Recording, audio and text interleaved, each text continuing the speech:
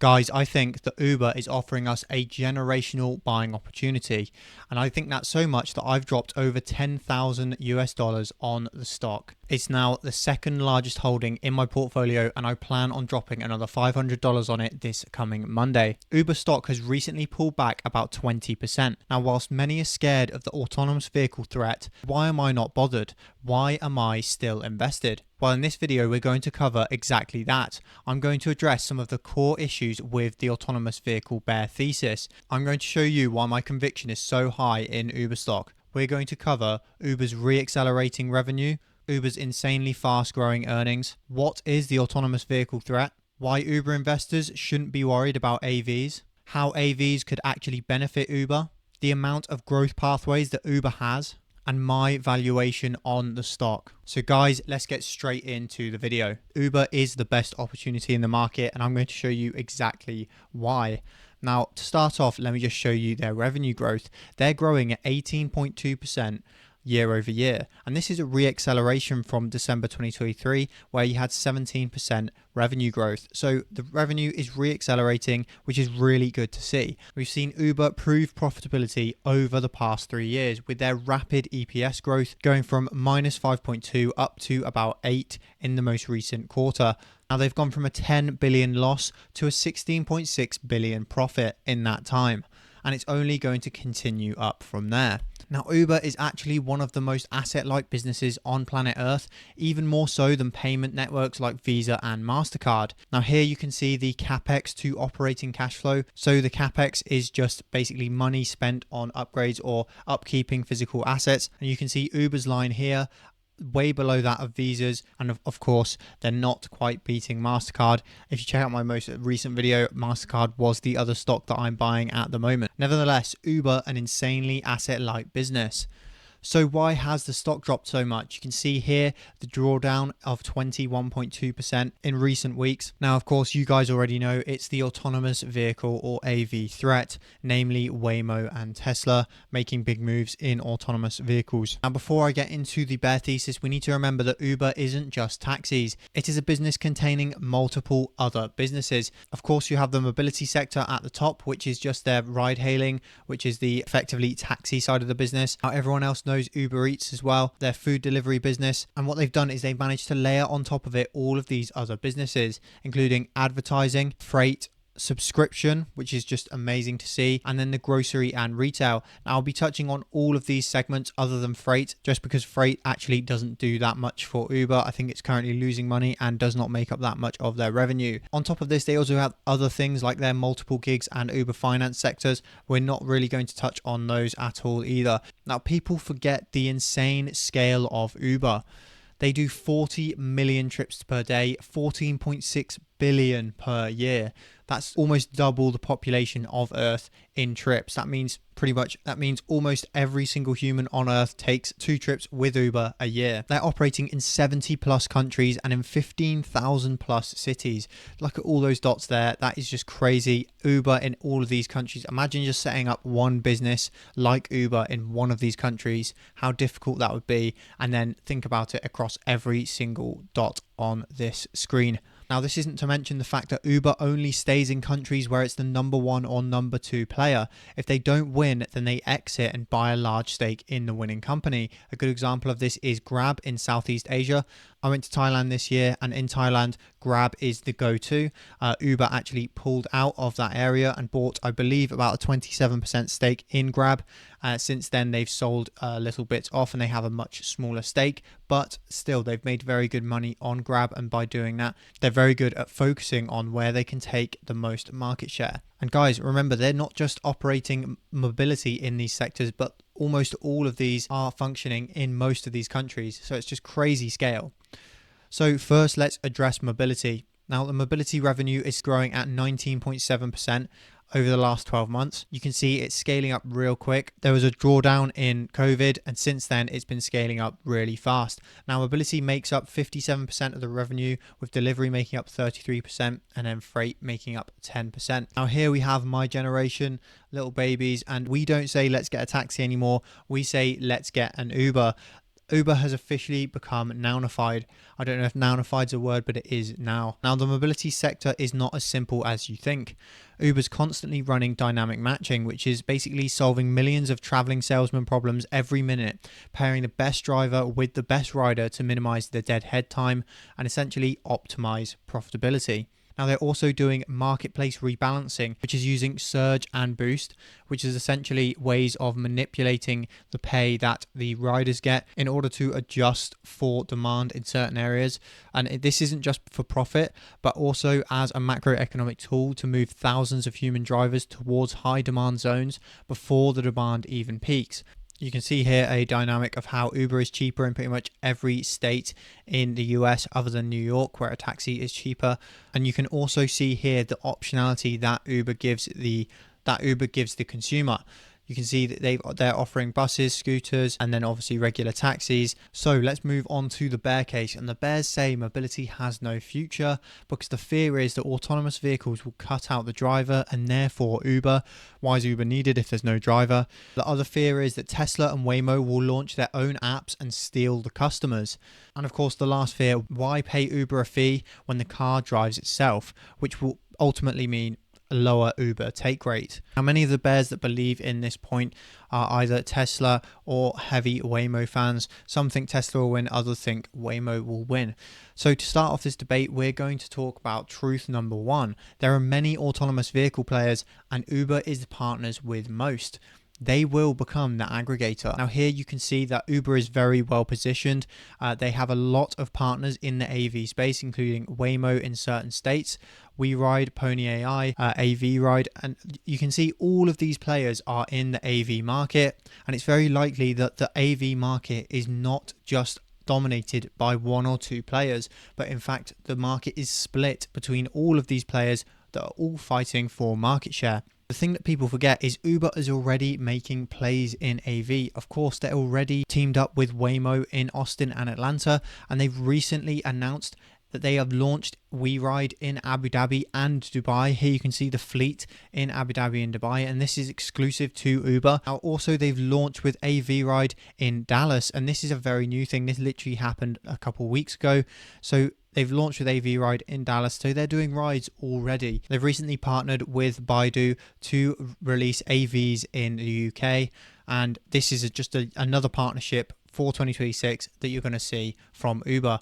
And then, of course, Wave and Uber, another one coming in 2026. This is in the UK. Not to mention the plenty of others here, but people forget that Uber is already making plays and they're already moving.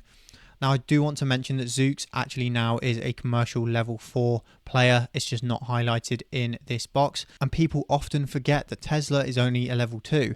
They're not even level 4 yet, which is like Waymo or Zoox. So they're actually lagging quite far behind. Now, moving on to truth number 2. Autonomous vehicle companies would face enormous inefficiencies trying to replicate Uber's network. Now, you can see here that ride-sharing demand is highly variable throughout the week. Uber notes here that a fixed supply network that can handle weekly peak demands would not need as much as 95% of the supply during multiple weekly demand troughs. So you can see here the baseline, this dotted line here. So this is kind of the baseline amount. And you can see on a Tuesday morning, you only need 0.1 times the baseline amount, whereas on the Friday night in this top US city, you need 1.9 times the amount of drivers on the road. Now, let's say that you had a fleet that was at the baseline, you would not be able to hit those peaks, and you'd also be highly underutilized during these times of the day. And you also have to consider that no two cities are the same. Uber has highlighted this, that you could have a fixed supply network in City A that will face a 40+% demand drop within the last 2 weeks of December and remain highly underutilized until around March time, which is where there's a peak there.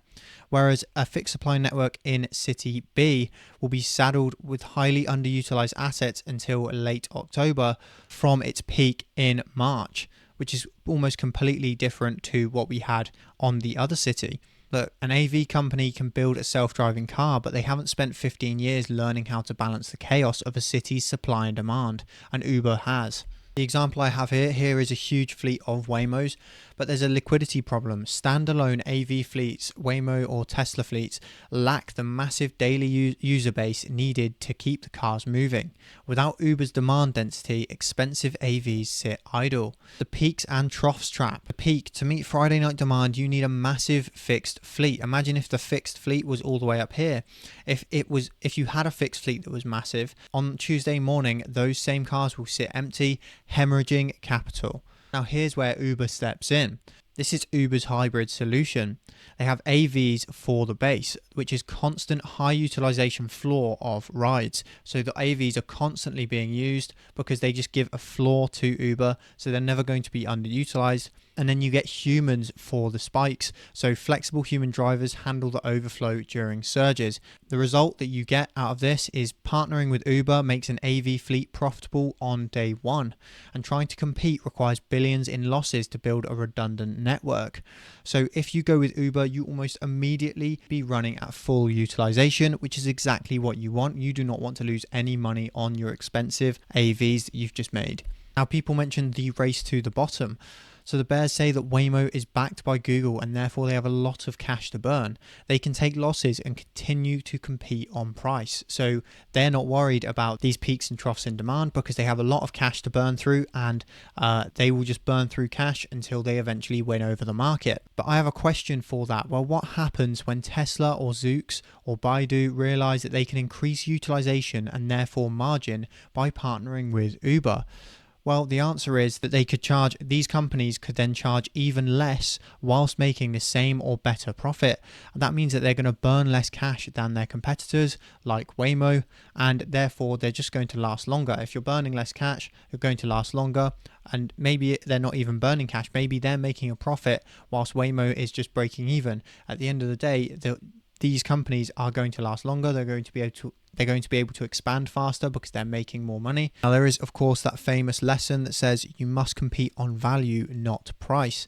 If you don't, it's a race to the bottom. In my opinion, Uber offers the best value. And this is, for one, because they will almost always have the shortest wait times due to the hybrid model. They will always be at the correct supply for the current demand. And they're great at knowing where the demand is and where they need their vehicles to be. Now, not only that, they offer value in the fact that they offer choice.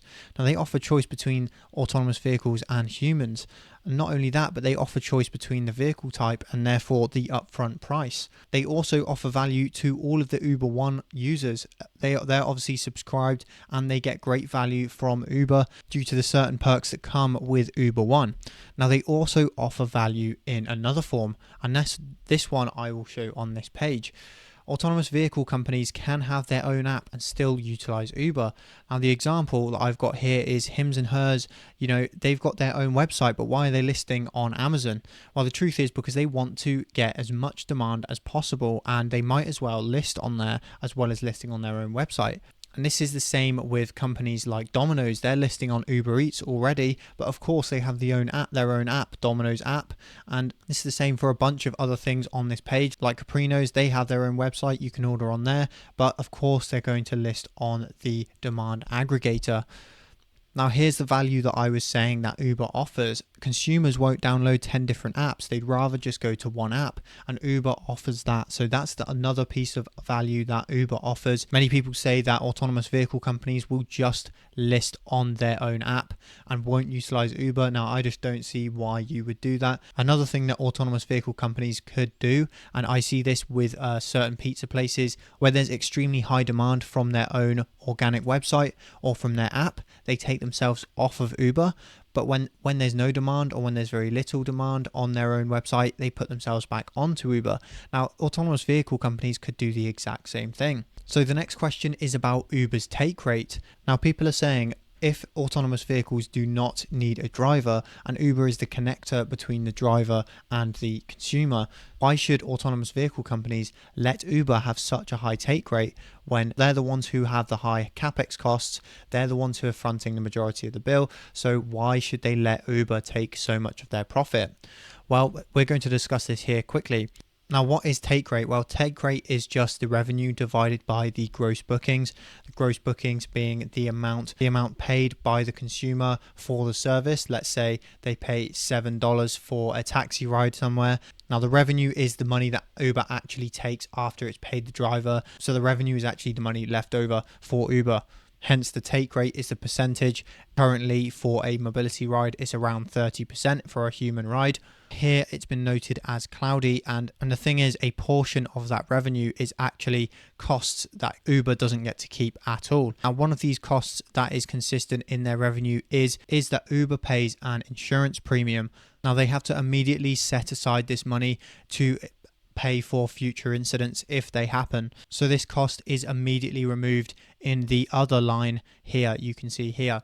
So even though you've got this revenue, it's cloudy. It's filled with other costs that we don't want to have to pay for. Now, on top of that, you've got a slightly smaller cost on this line here, which is the incentives to drivers, to try and hit peak demand. They try and pay drivers more. Now, once you remove both of those, the real revenue is even lower. Hence why we've called this the cloudy 30% take rate, which Uber currently functions with. Now, along comes the clean 20% autonomous vehicle ride. Now, why 20%? Now, Dara has expressed that he believes that he can cut most of the deals for 20% with autonomous vehicle companies, and that's what he's cut them at the moment. He believes that Uber offers enough value to autonomous vehicle companies that 80-20 deal, 80% of the revenue going to the autonomous vehicle providers and 20% going to Uber, is something that will play out in the future. So what's better about this clean 20%, even though it's a lower take rate, 20% take rate, what is better about it? Well, for one, there's no insurance liability. The AV fleet owner, Waymo or whatever, carries the insurance on the asset. Uber's cost of revenue for insurance then drops to zero. And number two, there is no driver incentives that Uber needs to pay. So they won't have to pay an AV bonus to drive in peak hours.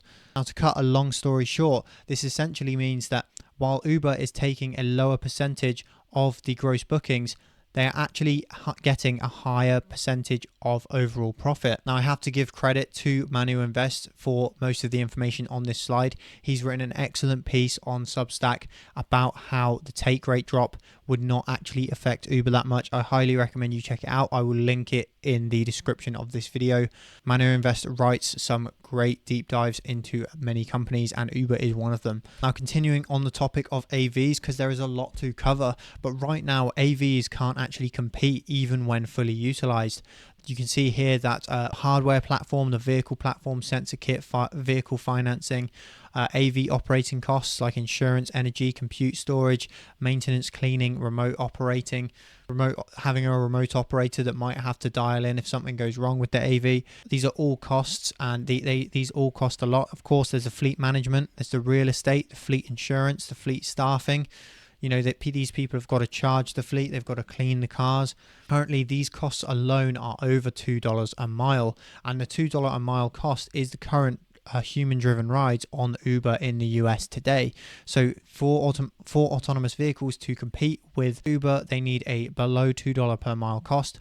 And they probably will eventually get there, but right now they can't compete even when fully utilized. In mobility, Uber has been focusing on sparser geographies. Now, Uber has actually come to my town, which is very nice because I'm able to use them, and the taxis in my town were actually really expensive. And Uber has come in, and it's just so much cheaper to get about now. Especially, if I go for a night out or something, they've saved me so much money already. Haven't got an Uber One membership though yet, so they're still going to have to convince me. I don't use them quite enough yet. But yeah. Anyway, the expansion into sparser geographies is allowing them to increase the total addressable market. And this is what has re-accelerated the revenue recently. As they've spread into these sparser geographies, they've managed to pick up more customers, and they've really grown their total addressable market, which I just think this shows that they've got plenty of room still to grow. Now, as a side note, AVs actually struggle in these areas, particularly in European roads. First of all, because a lot of the AVs are geofenced, which means that they have a certain area mapped out and they know how to drive very well within that area, but outside of that area they don't. Why would they learn these sparser geographies when there's less money to be made and there's more money to be made in the cities? So of course they're going to try and populate the cities with autonomous vehicles first, and then they might move to sparser geographies. This is exactly how Uber played out with their human drivers, but now they've got the chance to actually move into the sparser geographies and make some revenue in those areas as well. And AVs probably won't be able to touch them in these sparser geographies for a long time. Think about the potholes, think about the skinny little roads that we have in Europe, especially in the UK. We've got potholes everywhere. So yeah, AVs would not be able to handle some of the roads that I drive on. But moving on, there are other growth drivers that Uber is pushing on, as like Uber is using multiple gigs to keep driver efficiency high, which means no downtime. So right now, at the moment, they are basically pushing these simple tasks from anywhere that drivers can do on their phones whilst they wait for someone to pick up, essentially. And these are just often AI tasks. Basically, it will be like speak into your phone, or answer this question, or how well do you think AI has done this picture? What is this picture? Really simple stuff like that. And yeah, they can just earn money whilst they wait. So this is another way that they've tried to grow in the mobility sector. Now, time to touch on the delivery segment, and this is also re-accelerating, currently at a 23.2% year-over-year revenue growth, and growth is, like I say, re-accelerating. You can see from June 2024 it hit 6%, and since then they've managed to expand really quick. So this is looking like a really promising sector too, growing faster than the overall business, just like mobility was. Now, on top of that, they have the subscription business, Uber One. Really exciting to see this. Dara says that our member base now stands at 30 million, up roughly 60% year over year. And this is from Dara Kozrowski. Dara, don't make me pronounce his second name. He is the CEO. Now, Uber obviously offers benefits similar to how Amazon Prime does with the zero delivery fee. It offers various benefits that similar to Amazon Prime, and the thing that we found out recently is that members actually spend 3 times more than non-members. So this is a reliable recurring subscription revenue, just like Amazon Prime, and that is really good to see, because once someone becomes a member, you know they're going to spend a hell of a lot more on the platform. So not only are they paying for the subscription, but they're also using the platform way more often. Now, Uber also has the ad business, which I've called pure profit. And why have I called it that? Because Uber advertising has now surpassed 1.5 billion in annual revenue run rate, up 60% year over year. This is great growth to see from both of their kind of side hustles, the subscription and their advertising. And the incremental cost to serve these ads is nearly zero. Hence why I'm saying it's pure profit, because most of the 1.5 billion goes straight to the bottom line, goes straight to the EBITDA. It doesn't cost them anything to display these ads on their platform, and yet they're making so much money off it. Now, we have to mention grocery and retail too, because this is an area Uber believes will drastically increase their overall total addressable market. You can see here that the food addressable market, so that's they're on about food deliveries, is around 2 trillion, and they reckon that grocery retail is about 10 trillion, and therefore the overall delivery TAM is 12 trillion. You can see they've made some major partnerships over here with the likes of Costco in grocery. Carrefour is massive in Europe. Aldi, massive as well. And you think they are the only company that can beat Amazon on delivery time. Uber is that company. 30 minutes or less they can deliver in, which is crazy. I mean, imagine you want a new iPhone or a new television. You can order any electronic items on Best Buy and have it to your door within 30 minutes. That's unreal. That is better than Amazon's next day delivery, better than Amazon's same day delivery. This is the fastest delivery we've seen, and it's Uber that has this. And lots of people forget that this is a massive opportunity for Uber, and I think that they can do really well here.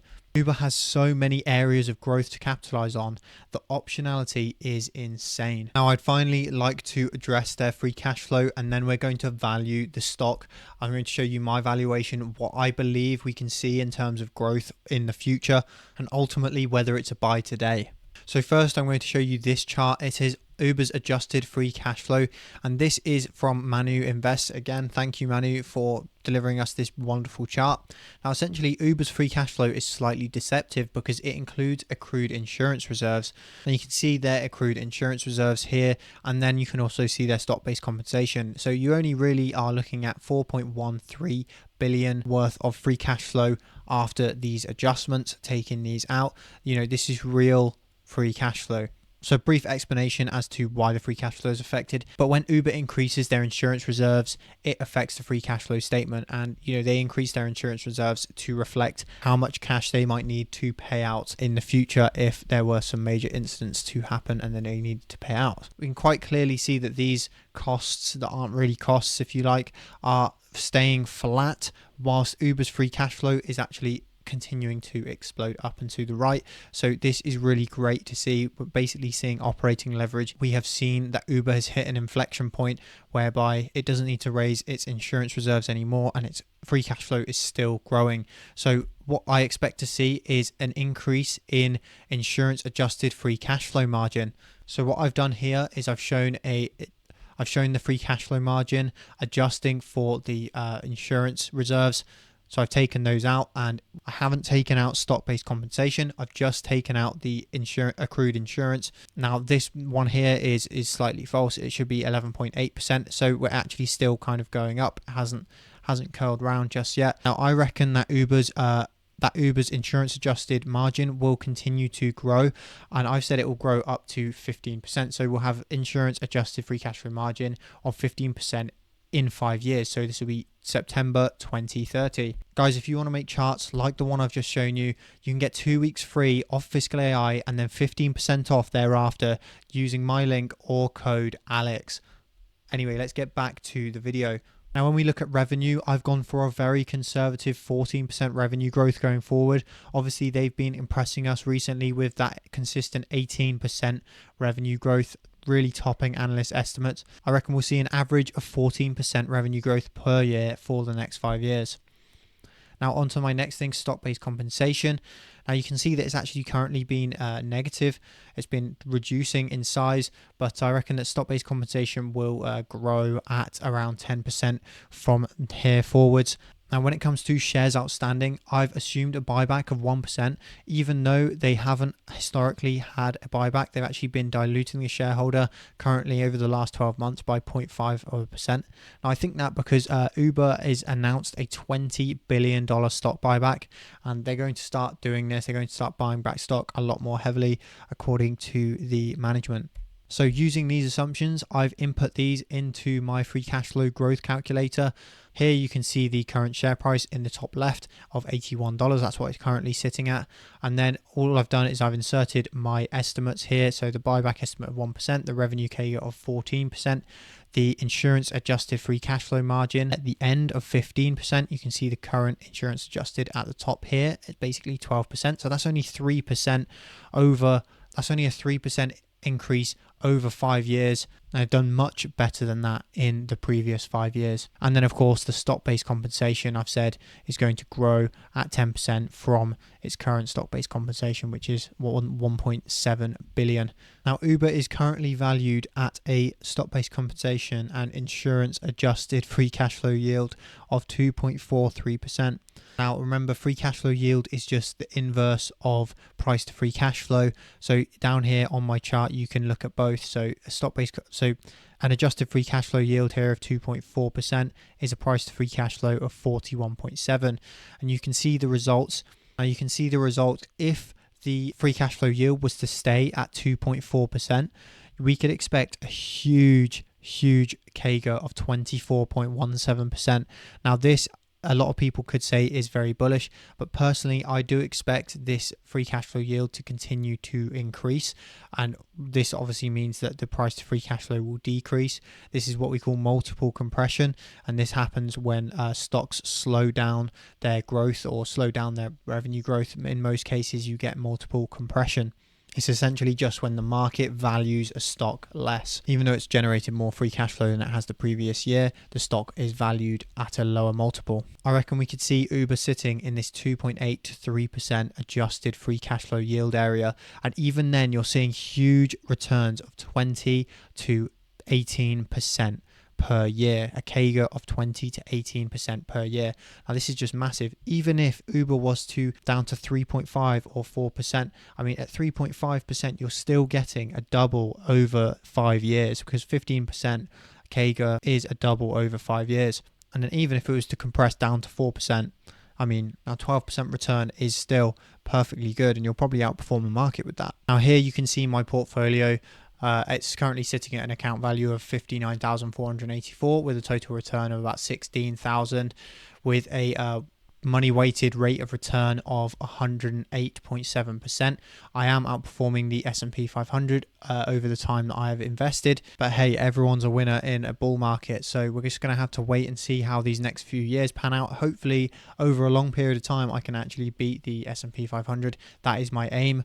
So obviously stick around to find out. Subscribe to the channel. I've got about £413 worth of cash here that I'm going to invest into Uber Monday morning. You can see Uber is now my second largest holding, overtaking Alphabet. I actually trimmed a little bit of Alphabet and bought Uber with it. Obviously I've got some cash remaining from my Alphabet sale. Now with Uber, I originally bought the stock down in this dip. I'll show you in the dip last year. It was literally in December last year when it dipped down to 60 here. Now it's actually cheaper on a free cash flow basis today than it was down at 60 last year. So honestly, you're getting a bargain, I think, at these prices, as long as you believe that they're not going to be completely disrupted by AVs. Yeah, so guys, my holding will be about £8,000 by the end of play Monday. So any gains in the stock will probably push this to my largest position over Amazon. So hopefully we see those gains, and hopefully Uber does well over the next coming years. Thank you for watching, guys. Please subscribe to the channel if you enjoyed this deep dive, and I'll see you in the next video. Please hit the like button and drop a comment. Bye bye. I'm hopping out Ferrari. My house is 3 stories. I'm still independent cause Jive couldn't afford me. The meetings were boring. For real, I was snoring. The VP was fine, yeah, she was kinda corny. But